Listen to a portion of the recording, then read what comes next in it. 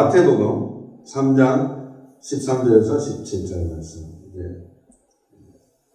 부활주일까지 예수님에 대해서 조금 생각하는 시간을 가지고, 마태복음, 로마서 때문에 우리가 조금 덜 생각한 경향이 있는데, 로마서 제가 끝을 내기 위해서 지난번까지 했고, 이제 고난주간과 부활주일을 앞두고 오늘 공간복음 설교를 해야 되겠다 생각하고 예수님에 대해서 생각을 해보도록 하겠습니다. 마태복음 3장 13절에서 17절 가지고 이와 같이 하여 in this way 라는 제목으로 말씀을 증가하도록 하겠습니다. 13절부터 읽도록 하겠습니다. 시작. 이때에 예수께서 갈릴리로부터 요단강에 이르러 요한에게 세례를 받으려 하시니 요한이 말려 이르되 내가 당신에게서 세례를 받아야 할 텐데 당신이 내게로 오시나이까. 예수께서 대답하여 이르시되 이제 허락하라. 우리가 이와 같이 하여 모든 의를 이루는 것이 합당하리라 하시니 이에 요한이 허락하는지라. 예수께서 세례를 받으시고 곧 물에서 올라오실 새 하늘이 열리고 하나님의 성령이 비둘기같이 내려 자기 위에 임하심을 보시더니 하늘로부터 소리가 있어 말씀하시되 이는 내 사랑하는 아들이요 내 기뻐하는 자라 하시니라. 아멘. 본문으로 바로 들어가기 전에 본문의 배경 구절부터 바로 하고 변론을 해서 그렇게 하겠습니다. 1절 다 같이 읽겠습니다. 시작. 그때에 세례 요한이 이르러 유대 광야에 전파하여 말하되 아멘. 여기서 이제 광야라는 말을 제가 하이라이트를 하는 이유가 세례 요한이 말씀을 받은 장소가 교회 안이 아니고 광야입니다. 좀 특별한 케이스죠. 그래서 하나님께서는 선지자, 마다는 신약 성경의 공식적인 마지막 선지자라고 해도 과언이 아닐 정도로 이제 선지자 시대가 끝나가는 거예요. 물론 오늘날도 하나님께서 선지자처럼 하나님께서 직통 계시를 주십니다. 그렇지만은 과거의 선지자 시대라는 게 있어요. 예수님 오시기 전까지. 그런 선지자 시대만큼의 공신력 있는 선지자 시대는 아닙니다. 그래서 오늘날은 함부로 프로핏이라든가 선지자라는 말을 붙이는 것이 저는 마땅치 않다고 생각해요. 하나님의 계시를 설사 받는다고 하더라도 선지자 시대 때 있을 때만큼의 공신력을 가지지 못한다. 저는 그렇게 보거든요. 그래서 봅시다. 2절 다 같이 봅니다. 시작. 회개하라 천국이 가까이 왔느니라 하였으니 아멘. 그 메시지의 핵심은 회개하라 천국이 가까웠느니라.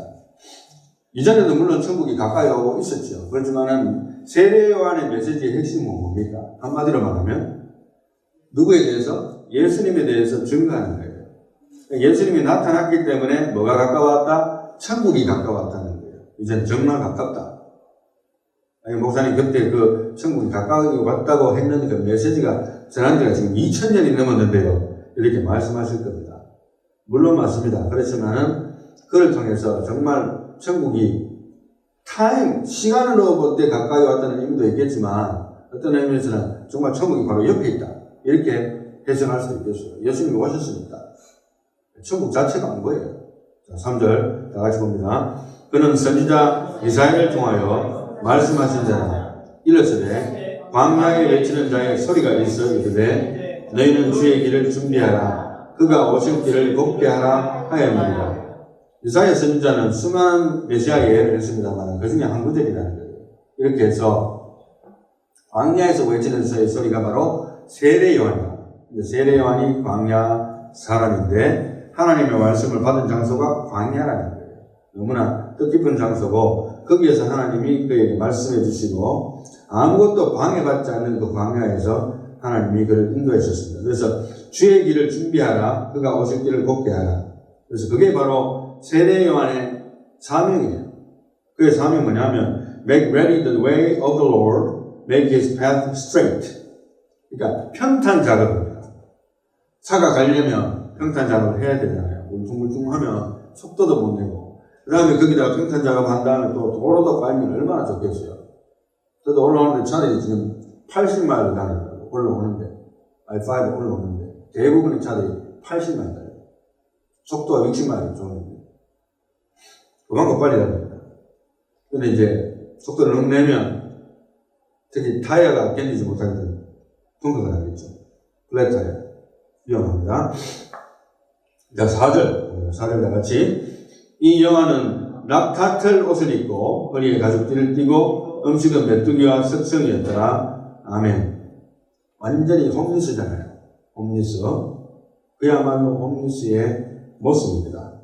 낙타털 옷을 입고 허리에 가죽띠를 띠고 메뚜기와 석청이라는 것은 전 밑에 제가 하이라이트를 블루 컬러로 해놨는데 와일드 하니라고 되어 있습니다. 꿀을 먹는다는 거죠. 그렇게 해서 충분히 먹고 살 수 있는 거예요. 프로틴과 그죠? 슈가도 다 있고 몸에 좋은 거 다 있으니까 주로 그것을 먹고 살았던 거예요. 완전히 덜 사람이고 홈리스인데 하나님이 특별한 케이스로 그를 훈련시키시고 메시지를 주셔서 주님의 길을 닦는, 도로 닦는 작업을 했다는 것을 알 수가 있습니다. 자, 다음으로 넘어갑니다. 6절 다 같이 시작. 자기들의 죄를 자복하고 요단강에서 그에게 세례를 받더니 아멘. 그래서 죄를 자복했다 했는데요. They confessed their sins. 나와가지고 나는 죄인입니다 하고 자복하고 어떻게 하니까 너희들이 세례를 받아라. 물로 세례를 주는 거예요. 제사하는 세례를 주는 거예요. 그리고 이제 재밌는 것은 7절입니다. 다 같이 시작. 요한이 많은 바리새인들과 사두개인들이 세례 베푸는 대로 오는 것을 보고 이르되 독사의 자식들아 누가 너희를 가르쳐 임박한 진노를 피하라 하더냐. 아멘. 요한이 세례 베푸는 것을 보고 왜 사두개인들과 바리새인들이 왔을까? 참 굉장히 의문이 들어요. 이 사람들은 나는 대비적이죠. 그죠?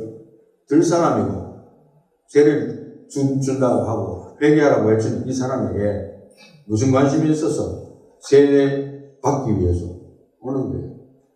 아마도 테스트하고 시험하기 위해서가 아닌가 이렇게 생각을 해봅니다. 그런데 그 오는 것을 보고 딱 그 세례 요한이 알아보는 거예요. 성령이 감동을 해서 알아보고 뭐라고 했는가 하면 옛날 성경에는 독사의 새끼들 했어요. 근데 요즘 부드럽게 표현을 했는데 독사의 자식들은 뱀의 자식들이라는 거예요. 뭐 마귀 새끼들이라는 거예요. 쉽게 말하면. 이렇게 이야기하니까 얼마나 놀랐겠어요. 사실은 이 바리새인들과 사두개인들이 엄청나게 놀랐을 겁니다. 그러면서도 면박을 당하고 세례 요한에게 내침을 받았습니다. 그렇게 하면 한 말이 누가 너희를 가르쳐 임박한 진노를 피하라 하느냐. 진노 피하기 위해서 왔냐? No thank you. 이렇게 이야기하는 거예요. 너희 마음을 이미 보고 있다는 거예요. 성령께서. 어떤 마음인가 한번 봅시다. 8절 다 같이 시작. 그러므로 회개에 합당한 열매를 맺고. 아멘. 이제 회개에 합당한 열매라는 게 어떻게 해석하냐에 여러 개 틀리겠지만 이 문자 그대로 우리 성경에 나오는 대로 또 영어 성경을 잠시 보면서 한번 해석을 해보겠습니다. 그래서 bear fruit in keeping with repentance. 열매를 맺고 그것을 유지시키기 위해서 회개한다는 것입니다.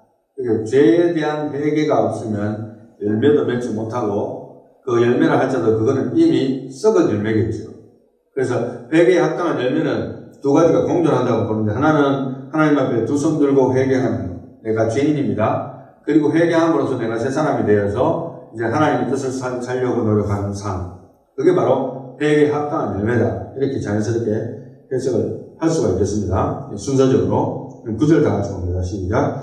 속으로 아브라함이 우리 조상이라고 생각하지 말라. 내가 너희에게 이르노니 하나님이 능히 이 돌들로도 아브라함의 자손이 되게 하시리라. 아멘.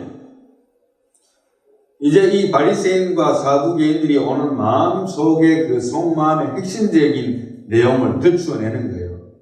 그 뭐냐 하면은 독사의 자식들이고 아울러서 너희들 마음 속에 우리는 아브라함이 우리 조상이야. 우리는 하나님이 택한 백성이야. 라고 생각하지 말라는 거예요. 당연히 그렇게 이미 조상 대대로 하나님 말씀에서 모세의 율법을 통해서 완전히 세뇌가 되어 있는 사람들이에요. 완전히 머릿속에 완전히 심겨진 사람들이에요. 우리는 아브라함이 우리 조상인데 우리는 택한 백성인데 그렇게 생각하지 말아야 돼요.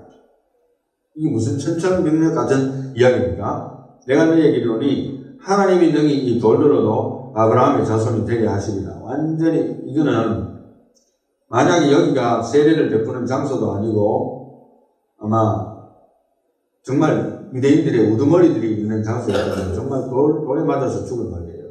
그때 당시로는 하나님이 능히 이 돌들로도 아브라함의 자손이 되게 하시리라. 완전히 이게 반역이잖아요. 우리를 갖다가 무슨 취급하느냐는 거예요. 그런데도 세례요한은 성령의 감동에 의해서 하나님께서 만약에 사실은 이런 일은 일어나지 않습니다. 돌을 하나님께서 사람을 만드는 일은 일어나지 않아요. 사람이 돌이 된 경우는 있어요. 로세처처럼. 또 뭐 사람이 돌이 됐으면 흙이 되잖아요. 어차피. 그러나 돌 자체가 사람이 되지는 않아요. 사람을 창조하실 때 흙으로 창조하시되 하나님께서 빚으시고 생명을 불어넣으셔서 사람이 생명이 된 거잖아요. 그렇게 창조하셨지 돌덩어리가 하루아침에 사람이 된다. 일어나지 않아요. 그러나 하나님은 그렇게 할 수 있는 능력이 있다는 거예요. 그런 하나님인데 너희들이 교만하지 말라는 거예요.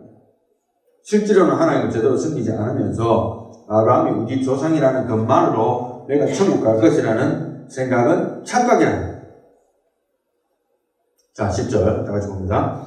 이미 도끼가 나무 뿌리에 놓였으니 좋은 열매를 맺지 아니하는 나무마다 지켜 불에 던져지리라. 아멘. 결국에는 판단은 열매로 한다는 거예요. 그래서 제가 전에도 말씀드린 대로 예수님을 처음에 믿었을 때 개과천선이라는 게 있습니다. 물론. 그래서 사람이 완전히 나쁜 인간이었는데 예수님 믿고 변화되어서 새 사람이 된 거예요. 그런데 계속해서 말씀으로 자기 자신을 스스로 복종시키고 기도하고 노력하지 않는 가운데서 성령에 의존하지 않는 가운데서 막 살다 보면 이 사람이 옛날의 습관대로 또 돌아가는 거예요. 그러면 이제 열매가 안 나타나잖아요. 그래서 그 열매도 그들을 알지니 했었습니다. 예수님께서. 결국에는 그들이 맺는 열매로서 판단할 수밖에 없어요. 무엇을 판단하겠습니까? 그렇게 예수님께서 말씀을 하시는 겁니다. 그래서 회개하라는 거예요. 회개하고 회개에 합당한 열매를 맺으라. 기억하시기 바랍니다. 11절 다 같이. 나는 너희로 회개하게 하기 위하여 물로 세례를 베풀거니와 내 뒤에 오시는 이는 나보다 능력이 많으시니 나는 그의 신을 들기도 감당하지 못하겠노라. 그는 성령과 불로 너희에게 세례를 베푸실 것이요. 아멘. 그래서 내 뒤에 오시는 이에 대해서 지금 이야기하면서 자기의 세례는 물로 세례를 베풀 수밖에 없지만은 얘보다도 더 능력이 많으시면 성령과 불로 너희에게 세례를 베푸시는 그런 분인데 성령과 불로 세례는 가시적인 세례가 아닙니다. 우리가 세례하면 지난번에 우리가 김원우 군이 여기서 세례식을 했잖아요. 그런 가시적인 세례 또 세례요한의 세례 물로 세례 줘가지고 사람 들어오면 침례를 하고 또 일어나고 예수님의 자녀가 되는 그런 의식을 행하는 그게 아니고 보이지 않는 세례입니다. 보이지 않는 세례. 성령과 불로 하나님의 능력으로 너희에게 세례를 베풀어서 너희를 완전히 바꾼다는 거예요. 불로 태워버려요. 불로 태워버려요. 그래서 나는 그의 신을 들기도 감당하지 못하겠노라. 그래서 I am not fit to remove his sandals. 신발끈을 풀어가지고 신발을 벗기기에도 감당할 수 없는 존재다. 이렇게 이미 광고를 하는 거예요. 미리. 세례요한의 사명입니다. 광고를 한 겁니다. 그래서 12절에 다 같이 손에 키를 들고 자기의 타전 마당을 정하게 하사 알곡은 곡간에 들이고 죽정이는 꺼지지 않는 불에 태우시리라. 아멘. 결국에는 예수님의 역할은 우리가 물론 죽으러 오시는 역할이지만 궁극적인 예수님의 역할은 뭐냐 하면 알곡은 잘 정갈하게 해서 모아서 곡간, 그 천국에 드리고, 그죠? 죽정이는 걸러내서 결국에는 마지막에 불사르는 지옥불에 던져놓는 거예요. 그래서 거기는 죽지 않는 불입니다. 희한하죠? 죽어보면 끝나면 참 좋겠는데, 영원히 죽지 않는 불에서 대형을 받는 거예요. 끔찍하게 이걸 말할 수가 없는데, 그것이 성경적이에요. 그래서 He will baptize you with the Holy Spirit and fire라고 했고, 그 다음에 He will gather His wheat into the barn, but He will burn up the chaff with unquenchable fire. 꺼지지 않는 불에서 완전히 태워버립니다. 그리고 그 불은 죽을 수 없는 불. 너무너무 겁이 나요. 지옥에 안 들어간 것만 해도 뭐 완전히 우리는 복 받은 겁니다. 지옥에 안 들어간 것만 해도. 13절 다 같이 봅니다. 13절은 영어로 보겠습니다.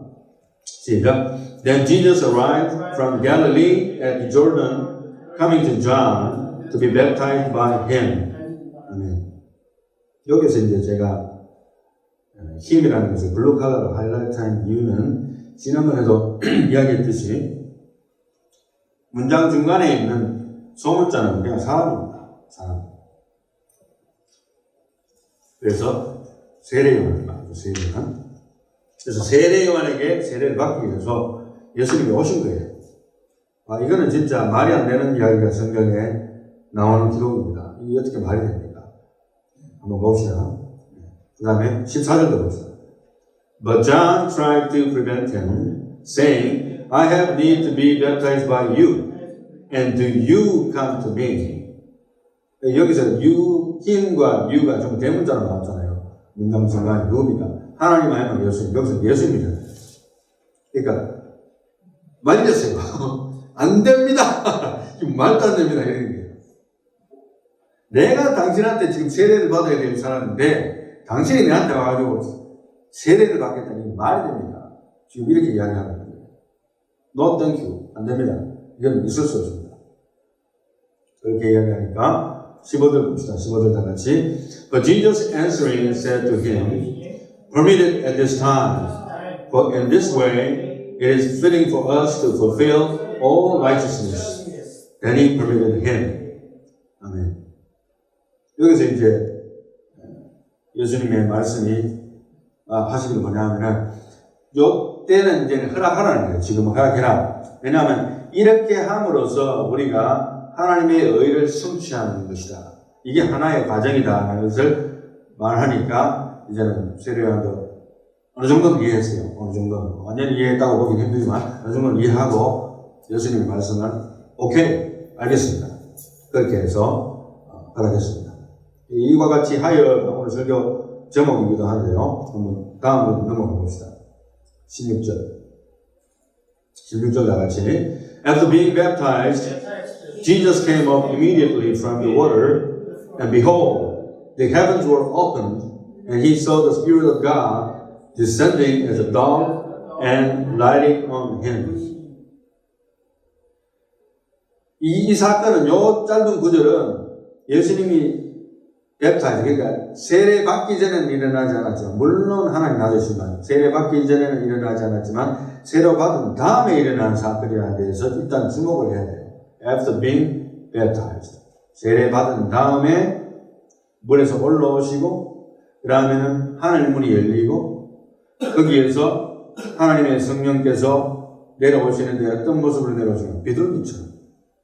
그래서 어떤 사람이 나도 비둘기 같은 성령이 임하여 주시옵소서 기도하면 주제넘은 기도라고 하는 주장을 하시는 분들이 물론 있더라고요. 뭐 어떤 의미에서는 맞는 것 같아요. 사람들에게, 다른 사람들에게 보여준 모습은 아니고 예수님에게만 특별히 비둘기 같은 모습으로 성령께서 오셨어요. 오시고 and lighting on him, 빛을 비추시고 17절 가봅시다. And behold, a voice out of the heavens said, This is my beloved Son, in whom I am well pleased. 큰 소리가 하늘에서 나는 겁니다. 세례받은 다음, 이는 나의 사랑하는 아들이고 내가 기뻐하는 자다. 이렇게 증거해 주시는 메시지가 세례를 받은 다음에 왔어요. 그건 상당히 의미 있는 이야기인데, 사실은 이걸 아셔야 됩니다. 어떤 사람, 그러면 이제 예수님께서 세례 받기 전에는 하나님의 아들이 아니었나? 이게는 신학적으로 말이 안 되는 거예요. 그 뜻이 아니고, 단지 세례를 받은 다음에 일종의 공식적으로 하늘에서 소리가 있는 거예요. confirmation. 그죠? 그러니까 쉽게 말하면은 의식적인 것을 세례를 받으신과 동시에 하늘에서 confirmation으로 주신 겁니다. 그런 의미로 봐야 되지. 그러면 그 세례 받기 전에는 예수님은 하나님의 아들이 아니고 세례 받은 다음에 하나님의 아들이기 때문에 그렇게 말씀하셨다고 해석하는 건 완전히 잘못된 해석이에요. 그런 거는 완전히 예수님의 영원성을 모르는 이야기입니다. 성자 하나님은 영원 전부터 영원까지 계신 하나님, 삼위일체 하나님이에요. 그렇기 때문에 그런 것은 완전히 억지 해석이 되고 제대로 이해하지 못한 것입니다. 그 그것은 제가 꼭 짚고 넘어가고 싶고요. 그래서 공식적으로 컨퍼메이션을 해준 말씀입니다. 얼마나 아름다운 말씀인지 몰라요. 우리가 지난번에 한 부분이지만 한 부분은 너는 내가 기뻐하고 사랑하는 자니라. 너는 내가 기뻐하고 사랑하는 자니라. 어떻게 보면요, 이 말씀을 하나님께서, 예수님께서 하신 말씀이 모든 믿는 자에게 하시는 말씀이 되는 거예요. 세례받은 다음에. 왜 세례받은 다음이냐 하면, 세례가 형식적인 것 같아도 하나님 앞에서 공식적으로 내가 예수님을 믿고 나는 예수님 앞에 항복했습니다라는 선언을 하는 것이기 때문에, 그 시점에서 하나님의 공식적인 메시지가 온다면 하늘에서 문이 열리고, 오늘 지난번에 세례 받았을 때 하늘 문이 열리고 아마 하나님께서 그렇게 말씀하셨을 거예요. 너는 내가 기뻐하고 사랑하는 자니라. 할렐루야. 세례의 의미입니다. 세례의 의미. 오늘 설교 제목이 이와 같이 하여 in this way 라는 말씀을 했는데요. 이 in this way의 의미를 몇 가지 짚고 넘어간 다음에 결론을 내리도록 그렇게 하겠습니다. 이것은 첫 번째로 보면 하나님이 인간으로 오심에 대한 확실한 표시입니다.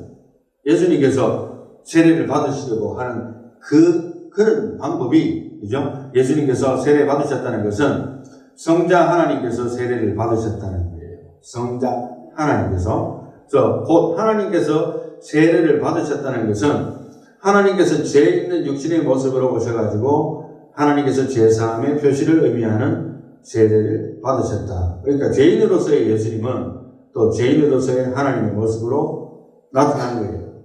여기서 보면. 그래서 로마서 8장 3절, 우리가 얼마 전에 했습니다만, 로마서 8장 3절을 다시 되려보면, 율법이 육신으로, 다 같이 한번 봅시다. 시작. 율법이 육신으로 말미암아 연약하여 할 수 없는 그것을 하나님은 하시나니, 곧 죄로 말미암아 자기 아들을 죄 있는 육신의 모양으로 보내어 육신의 죄를 정하사. 아멘. 육신의 죄를 정했다고 했어요. As an offering for sin, he condemned sin in the flesh. 그러니까 그 육체 속에 있는 죄를 정죄했다는 거예요. 예수님은 죄가 없는데. 왜? 모든 사람의 죄를 전가받았기 때문에. 하나님의 안수하심으로 말미암아 세례 받는다는 건 뭡니까? 죄인의 모습이에요. 죄인이 아니고서는 세례 받을 수가 없어요. 공식적으로. 모든 사람들의 죄를 뒤집어 썼다 이렇게 표현하면 아주 이지하게 설명을 할 수 있겠죠. 뒤집어 쓰시고 전가 받으시고, 그러니까 온몸에 온 인류의 죄를 다 뒤집어 쓴 거예요. 하나님 당신은 직접 내가 죄인이다. 그래서 대개의 세례를 받으시고, 4절 다 같이 봅니다. 육신을 따르지 않고 그 영을 따라 행하는 우리에게 율법의 요구가 이루어지게 하려 하심이니라. 아멘. 한번 이제 로마서 우리가 강의를 했으니까 한번 질문해 보겠습니다. 율법의 요구, the requirement of the law. 율법의 요구의 특징이 뭡니까? 아무거나 기억나는 게 없습니까? 율법의 요구의 특징. 100%. 네, 맞습니다. 율법은 100%를 요구해요. 100%. 99.9% no thank you. 안 되는 거예요. 그 어느 누구도 그 율법의 요구를 만족시킬 수가 없기 때문에 하나님이 내가 직접 내려갈게. 예수님이 오셔서 성자 예수님 하나님이 온 인류의 죄를 뒤집어 쓰고 이제는 전가 받아서 세례도 받으시고 이제 머리를 숙이시고 그 다음에 십자가에 달리시기까지 하신 겁니다. 이것만이 내가 성취하고 싶은 방법이라는 거예요. 그게 하나님의 시나리오거든요. 자, 봅시다. 다음에 반드시 거쳐야만 하는 하나님 당신만의 시나리오다. 이렇게 이야기할 수 있는데요. 원래는 죄가 전혀 없으시지만 죄 있는 육신의 모양으로 오셔서 그 육신의 죄를 정하사 영으로서 살리시는 하나님의 죄사함의 은총의 결정체가 되게 하신 것이 바로 하나님의 뜻이었어요. 다른 사람이 어떻게 시나리오가 하나님 나 마음에 안 들어. 이 시나리오 마음에 안 들어. 누가 내보고 와가지고 죄 사함 해달라고 한다. 이렇게 요구하는 사람도 있대요. 좀 더 가다 보면 그렇지만 그것은 이제 초이스가 없는 거예요. 우리는 인간이고 하나님이 그렇게 시나리오를 정했어요. 그 다음에 십자가에 내가 달려 죽을 그때에 참 인간이면서 동시에 참 하나님이신 예수님의 사역이 완성이 된다. 여기서 이제 내가라고 표현했는데 예수님께서 달려 죽으실 거로 미스타이핑한 것 같은데 제가. 그래서 예수님의 사역이 완성됐어요. 십자가에서. 부활과 승천, 하나님의 보좌 우편으로 복귀하시고 심판날까지 지금 기다리고 계신 그 시나리오는 지금 현재 진행 중이잖아요. 그렇지만은 십자가에서 이미 완성이 됐어요. 그래서 가상실현이라는 말이 있는데 이거는 뭐냐면 예수님께서 십자가상에서 달리셔서 하는 7가지 말씀이 있는데 그것을 요약해서 가상실현이라 합니다. 다 다룰 수는 없고 오늘 6번째 말씀입니다. 6번째 말씀에 다 이루었다 하셨어요. 요한복음 19장 30절에. 십자가에 달려서 이제 운명하시기 전에 다 이루었다. Everything is done. 선지자들이 예언한 모든 것들과 하나님께서 약속하신 모든 것들이 이로써 완성됐다는 거예요. 만약에 예수님께서 나 이거 안 할래. 하나님 아버지, 나 이제 거부권을 행사하겠습니다. 이 십자가의 고통 너무도 고통스럽기 때문에 이제 인류의 역사를 다시 쓰죠. 어떡할까요? 완전히 이거는 선지자들과 하나님의 약속에 대한 반영이잖아요. 하나님 당신 스스로가 약속했던 것에 대한 반영이 되어버린 거예요. 시나리오는 짜졌고, 그래서 이것이 정말 위대한 거예요. 자기 스스로가 거기를 걸어갔다는 거, 하나님이. 누가 시킨 것도 아닌데. 말씀의 결론을 드리겠습니다. 결론은 우리도 이와 같이 하여 하나님의 의에 동참하자. 이 목표가 하나님의 의잖아요. 하나님의 의를 이룰 수 있는 방법이 없기 때문에 인간들이 아무리 노력해도 100%가 되지 않기 때문에 하나님의 의에 동참할 수 있도록 하기 위해서 우리도 이와 같이 해야 되는데 한 2가지 정도로 제가 이어가겠습니다. 첫 번째로는 본문과 직접적인 관계는 없습니다만 하나님의 의를 이루려면 첫 번째로는 먼저 하나님께 묻는 습관을 가질 필요가 있다. 그렇게 생각이 됩니다. 기도하라는 거죠. 한마디로 말하면 특별히 기도하되 하나님 앞에 ask questions, 질문을 던지라는 거예요. 하나님 이거 해 주시옵소서라는 기도도 물론 해야 되겠죠. 그렇지만 하나님 정말 내가 이렇게 해야 됩니까? 이렇게 가는 것이 맞습니까? 아니면 이렇게 갈까요? 저렇게 갈까요? A라는 길이 있고 B라는 길이 있는데 어디로 갈까요? A라는 사람이 있고 B라는 사람이 있는데 어느 사람을 선택할까요? A라는 직장과 B라는 직장이 있는데 어느 직장을 선택할까요? 지난주에 제가 하나님을 믿는 믿음 다음으로 우리 신앙생활에 중요한 것이 뭐라 했습니까? 꼭 해놨잖아요. 무엇을 선택하는 겁니까? 교회 선택. 중요하다고 했습니다. 개인적으로 하나님의 의에 동참하는 활동 중에서 지극히 중요한 것은 선택을 위한 기도라고 생각이 돼요. 미국 버지니아 공대 비즈니스 스쿨의 팜플린 경연대회 연구 결과에 따르면은 미국 사람들은 각종 의사 결정을 하루에 평균 약 35,000번 내리는 것으로 조사가 됐답니다. 저는 아무리 생각해도 이 35,000번은 결정 못할 것 같은데 그렇대요. 연구를 깊이 하면 35,000번 하루에 24시간. 그리고 언젠가 제가 했습니다만 선택에 대한 이야기가 나왔으니까 제가 한 책을 한번 소개하는데 아마 구하기 힘들 거예요. 옛날 책에 대해서 1988년도에 처음 나온 책인데 코와라는 저자인데 제가 알기로는 일본 사람입니다. 책 제목은 현명한 여성의 어리석은 선택이라는 제목인데 굉장히 충격적으로 받은 책 제목이었고 한 번도 그 책을 본 적은 없어요. 그런데 여기 보면 그 안에 챕터가 있어요.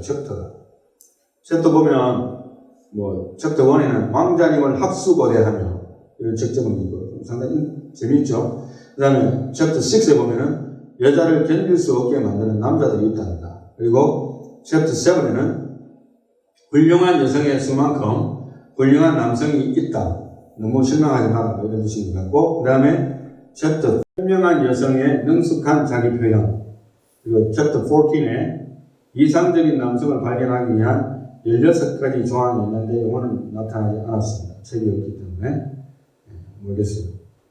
이렇게 해서 선택이 그만큼 중요하니까 우리가 하나님 앞에 계속해서 기도로, 그죠? 묻는 활동, 그러니까 하나님께 묻는 습관을 가질 필요가 있다는 것을 굉장히 중요해요. 하나님 오늘 이렇게 해야 되는데 오늘 누구를 만나야 되는데 어떤 말을 할까요? 한번 그렇게 생각해 보신 적 없어요? 어떤 말을 할까 이게 아니고 하나님 내가 누구를 만날 텐데 내가 그 사람을 위해서 어떤 말을 하는 게 좋겠습니까? 한 번쯤 물어볼 수 있잖아요. 아무리 바빠도 우리 마음속으로 기도할 수 있는 훈련이 된다면 참 좋겠다는 생각이 들었어요. 왜냐하면 엄청나게 많은 숫자, 조금 전에 몇 번이나 했습니까? 35,000번 하루에. 기가 막힌 숫자입니다. 두 번째로는 이제 하나님의 의에 동참하기 위해서 좀 실질적으로 오늘 본문 말씀과 생각을 해서 또 성경 전체로 생각한다면 우리가 예수님은 아니잖아요. 우리는 예수님은 아닙니다. 그러나 예수님께서 당신의 모든 보좌를 던져놓고 인간의 모습으로 허리를 숙이고 내려오셨듯이 하나님의 의에 동참하는 방법은 교회, 가정, 학교, 직장 안에서 누구든지 나를 따르거든 자기를 부인하고 자기 십자가를 지고 나를 따를 것이라. 마태복음 16장 24절을 말씀드리고 싶습니다. 굉장히 중요한 것 같아요. 내가 살아있는 경우에는 이게 하나님의 의가 안 이루어져요.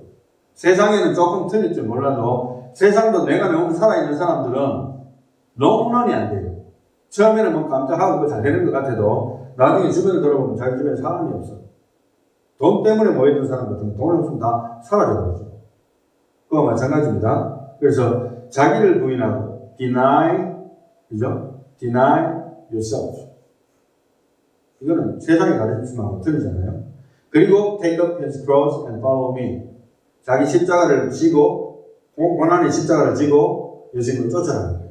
그래야 내 제자가 능히 될 수가 있다고 예수님께서 말씀을 하셨잖아요. 그리고 야고보서 1장 19절에서 20절 그와 연관되어서 내가 살아있으면 안 되는 이유를 야고보서 사도가 잘 설명을 해주고 있는데요. 내 사랑하는 형제들, 너희가 알지니 사람마다 듣기는 속히 하고 말하기는 더디하며 성내기도 더디하며 사람이 성내는 것이 하나님의 의를 이루지 못합니다. 아멘. 여기서 보면은 For the anger of man does not achieve the righteousness of God.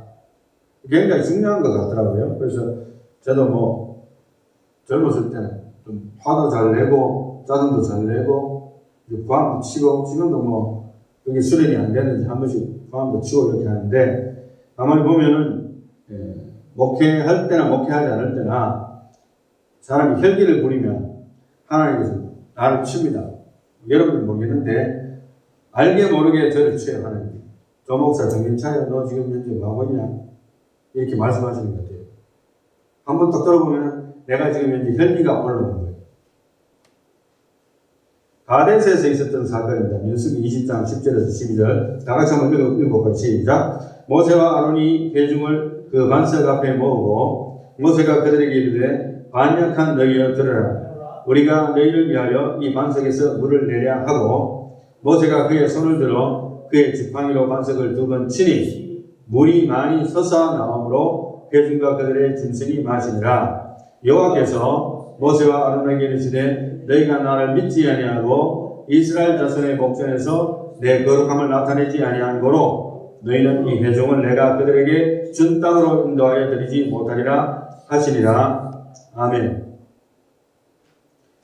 지칠 만큼 지쳤습니다. 모세는. 지면의 모든 사람보다도 온유함이 위대했다고 칭찬받은 사람인데도 불구하고 이제는 매기가 찬 거예요. 계속적인 하나님의 인도하심을 받는데도 불구하고 이제 또 다른 시련이 왔습니다. 가데스에서 물이 딱 떨어진 거예요. 여러분 물 떨어져가지고 좀 시간 지나면 짜증 나지요. 힘들지요. 완전히 난리가 나는 거예요. 하나님 가만히 보시는 거예요. 백성들이 불평불만하는 것도 하나님이 보셨어요. 계속 그렇게 해왔잖아요. 하나님 앞에 긍휼을 구하고 기도하고 정말 우리가 무슨 죄가 있나고 살펴보는 것보다는 일단은 불평하면서 모세와 아론에게 반역합니다. 너네들이 우리 애굽에서 끄집어내가 데리고 와가지고 지금 이제 우리가 광야에서 목말라 죽게 만드느냐 이렇게 하면서 반역합니다. 굉장히 화를 많이 냈습니다. 물론 잘못은 했지요. 그분들이 잘못했지만 모세와 아론이 반석 앞에 서서 하나님께서는 그 반석을 가리키라. 하나님은 두 말 안 하셨어요. 알았다. 너희들이 작대기로 반석을 가리켜서 물을 나오게 해라. 그냥 가리키라고 했어요. 하나님의 direction, the detail이잖아요. 그대로만 하면 돼요. 그냥 얼마나 좋아요. 내가 예전 나왔는데 내가 예전 암만 안 하고 오케이 하나님께서 말씀하셨습니다. 이제 물 주실 겁니다. 보세요. 작대기로 가리킨 거예요. 물이 터져 나옵니다. 그렇게 해도 터져 나올 텐데, 그죠? 하나님 그들이 물이 필요한 거 아시잖아요. 그런데 모세가 뭐라냐면 반역한 너희, 과거 성경에 패역한 너희라고 표현이 되어 있습니다. 목회자가 여러분들 두고 반역한 너희 해보세요. 어디 수련회 가고 하면 우리가 예를 들어서 성도 여행을 갔다 칩시다. 성도 여행 갔는데 완전히 우리가 죽게 된 거예요. 잡혀가지고. 죽게 됐으니까 여러분들 나를 원망하고 목사님이 여기 끌고 오지 않았다면 우리가 여기서 이렇게 됐겠습니까? 하고 원망하고 가족들이 원망하고 뭐 수도하고 원망 난리가 나타날 수도 있겠지요. 그런 상황이 됐을 때에 제가 여러분한테 반역한 너희 해보세요. 한번 상상을 해보시라고요. 모세가 해서는 안 될 말을 한 거예요. 지도자가. 그것도 하나님의 백성을 인도하는 지도자가. 하나님의 인스트럭션이 얼마나 간단합니까? 그래서 제가 느끼는 게 뭐냐면, 결론이 살짝 끼긴 한데, 왜 꼭 이거 말을 해야 되는가 싶으면, 제가 느끼는 게 뭐냐 하면, 여러분, 십계명을 한번 보세요. 무엇을 하라는 내용이 몇 개 됩니까? 그게. 그죠? 몇 개 안 되잖아요. 하지 말라는 게 대부분이에요. 어떻게 보면 너무 쉬워. 옛날에 생각할 때는 왜 하나님께서 하라는 건 잘 안 하시고 하지 말라는 게 이렇게 많았을까? 하나님의 시험이거든요. 하지 말라는 거 안 하고 하라는 것만 하면 되는데 인간은 그걸 넘어서 자꾸 넘어가는 거예요. 욕망에서도 넘어가고 자기 혈기에서도 넘어가고 그리고 작용 반작용에서 action makes reaction 해가지고 상대방이 나에게 계속해서 대항하는데 나도 맞받아 치잖아요. 사람이니까. 여기서 이제 문제가 발생을 하는 겁니다. 그래서 반역한 너희에 들으라. 우리가 너희를 위하여 이 반석에서 물을 내려 하면서 작대기를 들고 그 반석을 두 번 쳐버렸어요. 물이 안 나왔습니까? 물론 나왔어요. 하나님은 자비하셔서 모세의 반역에도 불구하고 물은 나왔어요. 백성들이 다 물을 마셨습니다. 그런데 희한하게도 하나님은 그 백성들을 갈구시지 아니하고 오히려 지도자를 갈궜어요. 이게 바로 지도자의 위치입니다. 저도 가끔 보면은 말을 좀 크게 하고 목소리 크게 하고 나면 하나님 나한테 치시는 거예요. 조 목사 이제는 안 되겠다. 네가 어떻게 해서 하나님 앞에서 세우심을 받았는데 하나님 백성들 앞에서 네가 그렇게 하는 거예요. 바로 메시지가 뭐예요? 어떤 소리가 들린다기보다는 제가 깨닫게 되더라고요. 그래서 여러분 기억하시기 바랍니다. 여러분들이 앞으로 영원히 내가 여기서 계속 말단 직원처럼 일하는 그런 생각이 아니고 리더십에도 올라가게 돼요. 교회도 엄연히 계급은 아닌 계급이 있어요. 하나님이 세우시고 리더십에 나가게 되면 중요한 것은 뭐냐 하면 하나님의 백성들에 대해서 내가 혈기를 내면 안 된다는 거. 사람의 성내는 것이 하나님의 뭐를 이루지 못한다? 의를 이루지 못한다. 이 훈련이 돼야만 지도자가 될 수가 있습니다. 그래서 오늘 두 가지밖에 없어요. 사실은 오늘 하나님의 의를 동참하는 방법. 첫 번째는 하나님 앞에 묻는 습관을 가진다. 기도하는 거죠. 두 번째는 뭡니까? 하나님 앞에서 나 자신을 부인하고 내 십자가를 지고 주님을 줍니다. 이 두 가지로서 승리하면서 하나님의 의에 동참할 수 있는, 나아가서 리더십까지 발휘할 수 있는 저와 여러분들이 다 될 수 있기를 예수님의 이름으로 축원합니다.